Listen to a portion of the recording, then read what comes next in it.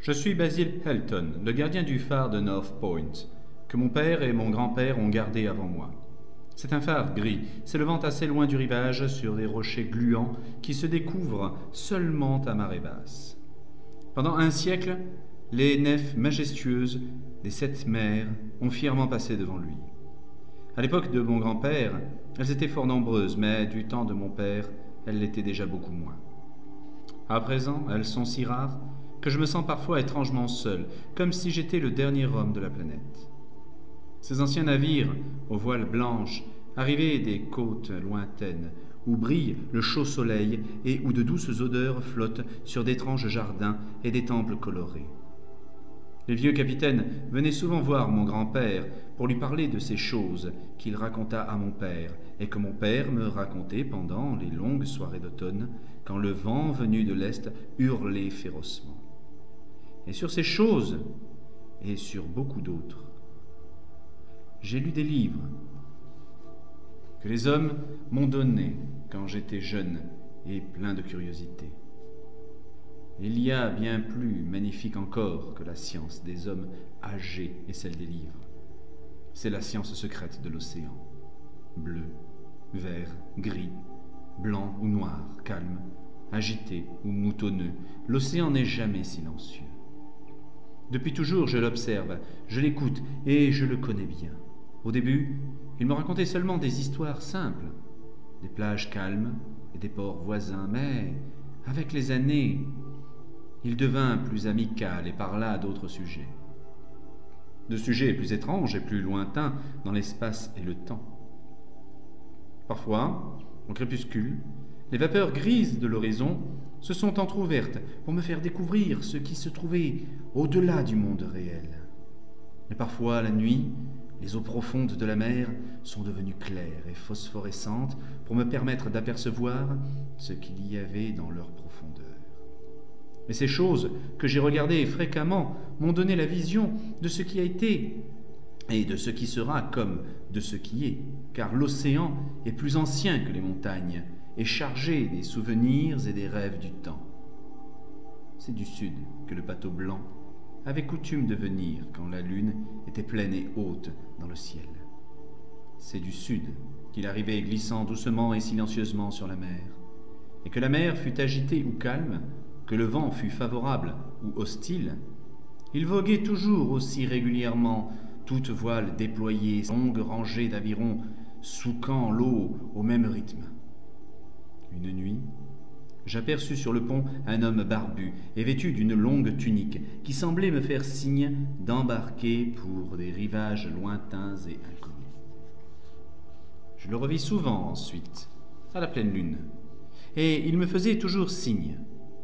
La nuit où je répondis à son appel, la lune brillait très vivement. Je traversai les flots jusqu'au bateau grâce à un pont formé de rayons lunaires. L'homme qui m'avait fait signe me souhaita la bienvenue dans une langue mélodieuse qu'il me semblait parfaitement connaître. Les heures qui suivirent furent emplies des chants des rameurs. Nous naviguions vers le sud mystérieux, guidés par la lueur dorée de la lune pleine et moelleuse.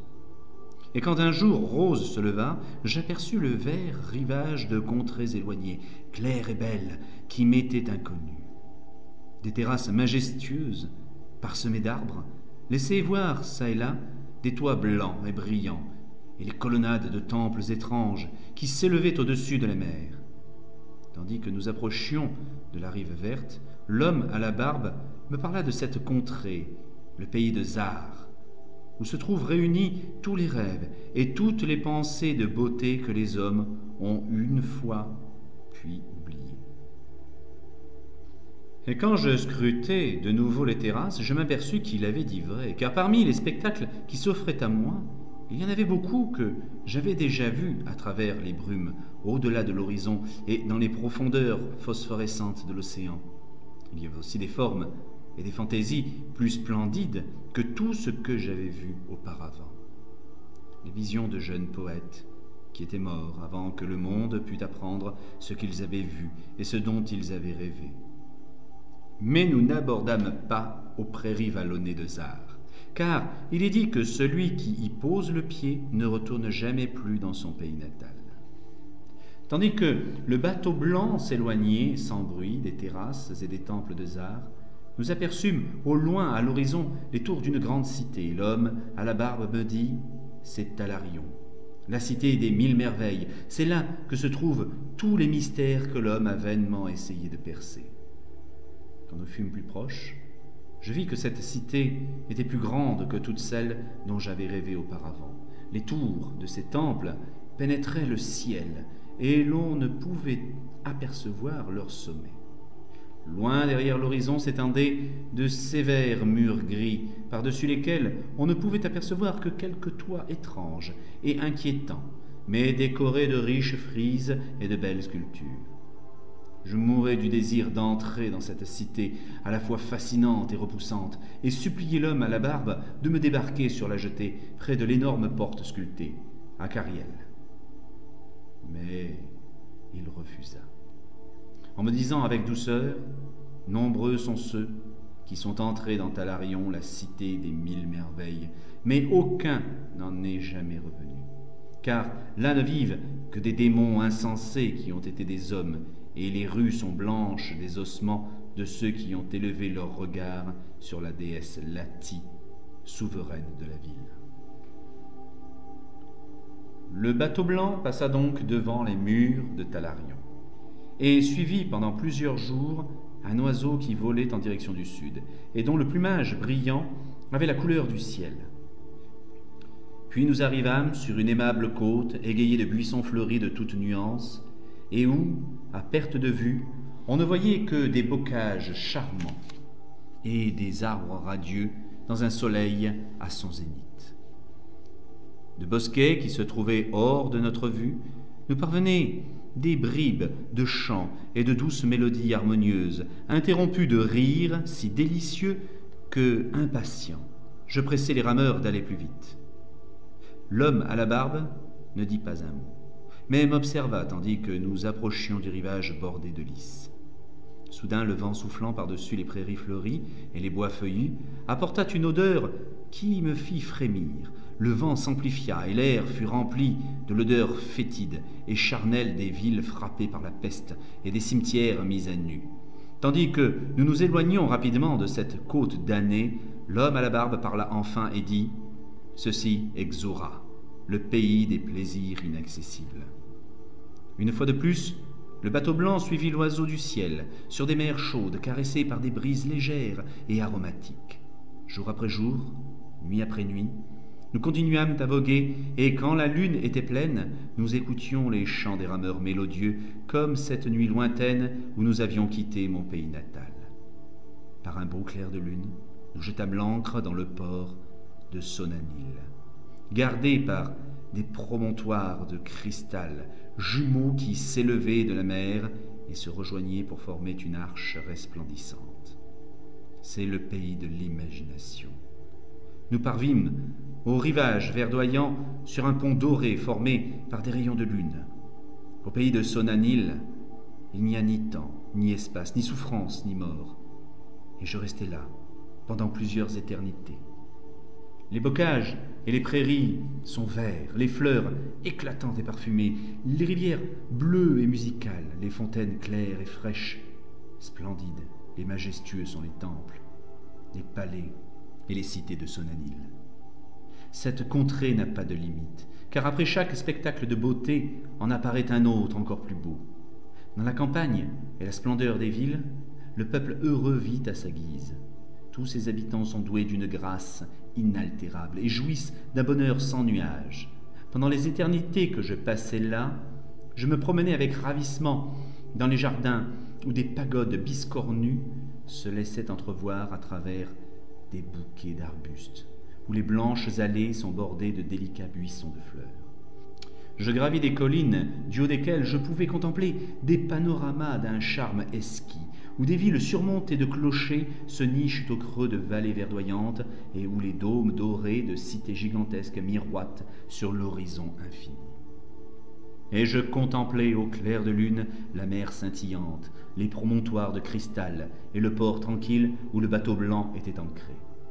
Ce fut encore par une nuit où la lune était pleine, au cours de l'année immémoriale de Tharp, que j'aperçus la silhouette de l'oiseau céleste.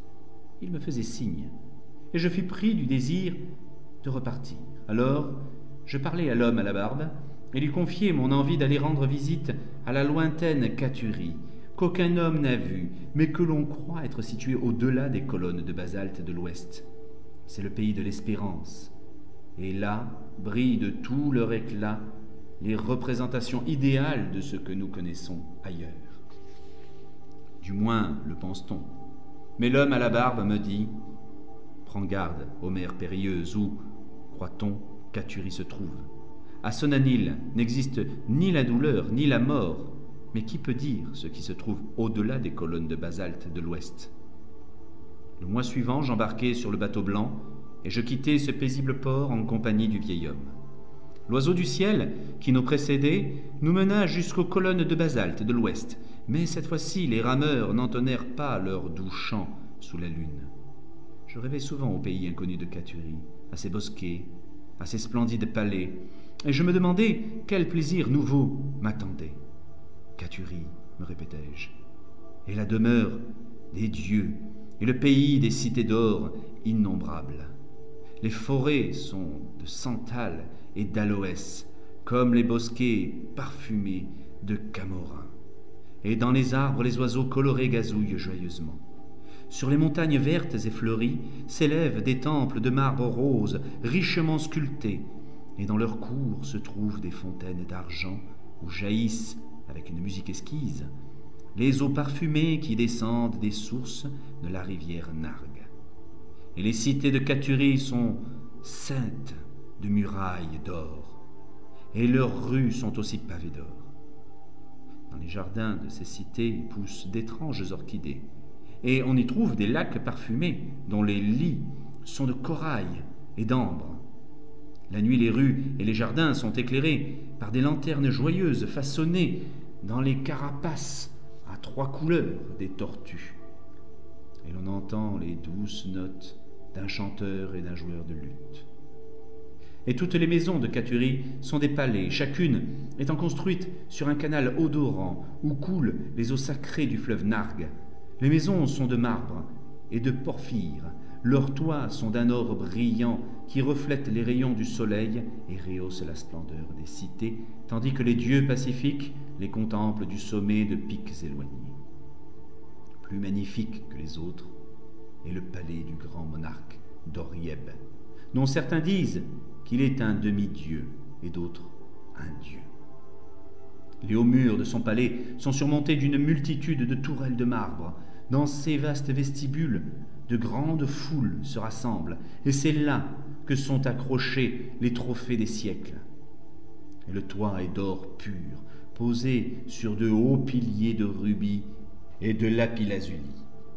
Et le sol du palais est de verre, sous lequel coulent les eaux illuminées de la rivière Nargue, où nagent des poissons multicolores, inconnus en dehors de l'esquisse Cathurie. C'est ainsi que je me présentais Cathurie. Mais l'homme à la barbe m'enjoignait toujours de faire demi-tour et de tourner au rivage heureux de Sonanil, car Sonanil est connu des hommes, tandis que nul n'a jamais vu Cathurie. Et au 31e jour de notre voyage, derrière l'oiseau, nous aperçûmes les colonnes de basalte de l'ouest. Elles étaient enveloppées de brouillard pour que personne ne pût voir au-delà d'elles, ou apercevoir leur sommet, dont on dit qu'il pénètre les cieux. Et l'homme à la barbe me supplia de nouveau de faire demi-tour. Mais je ne l'écoutais pas, car au-delà du brouillard qui entourait les colonnes, je croyais entendre les notes des chanteurs et des joueurs de luth célébrant mes louanges, moi qui avais voyagé si loin de la pleine lune et qui avais vécu au pays de l'imagination. Et c'est au son de cette mélodie que le bateau blanc s'enfonça dans la brume, entre les colonnes de basalte de l'ouest. Et lorsque la musique s'arrêta, que le brouillard se leva, ce ne fut pas le pays de Cathurie que nous aperçûmes, mais une mer agitée et indomptable, qui entraîna notre esquif sans défense vers un lieu inconnu. Bientôt nos oreilles perçurent le grondement éloigné de chutes d'eau, et Et nous distinguâmes sur l'horizon lointain le jaillissement titanesque d'une cataracte monstrueuse, où tous les océans du monde aboutissent pour tomber dans le néant abyssal. Alors l'homme à la barbe me dit, tandis que les pleurs coulaient sur ses joues, « Nous avons abandonné le merveilleux pays, et nous ne le reverrons plus jamais. Les dieux sont plus grands que les hommes, et ils ont gagné. » Mais je fermai les yeux avant le choc qui, je le savais, allait se produire, fuyant la vue de l'oiseau céleste qui agitait ses ailes bleues d'un air moqueur. Après le choc vint l'obscurité, et j'entendis les hurlements d'hommes et de choses qui n'étaient pas humaines, venus de l'est. Des vents soufflèrent en tempête et me glacèrent jusqu'aux os, tandis que j'étais tapi sur la pierre humide qui avait surgi sous mes pieds. Puis, entendant un autre choc, j'ouvris les yeux et je me retrouvai sur le socle du phare, d'où j'étais parti il y avait des éternités.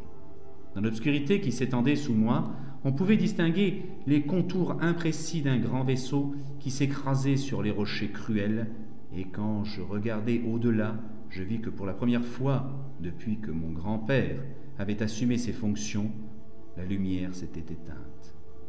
Et plus tard, dans la nuit, quand j'entrai dans la tour, je vis sur le mur un calendrier qui était resté exactement comme je l'avais laissé le jour où j'étais parti. À l'aube, je descendis de la tour et je cherchai les traces du naufrage sur les rochers. Mais tout ce que je trouvai, ce fut un étrange oiseau mort, dont la couleur était aussi bleue que le ciel, et une rame brisée d'une blancheur plus éclatante que l'écume des vagues ou la neige des sommets. Et depuis ce jour-là, l'océan a cessé de me raconter ses secrets. Et si, depuis la lune a brillé, maintes fois, haute et pleine au firmament, le bateau blanc venu du sud n'est plus jamais revenu.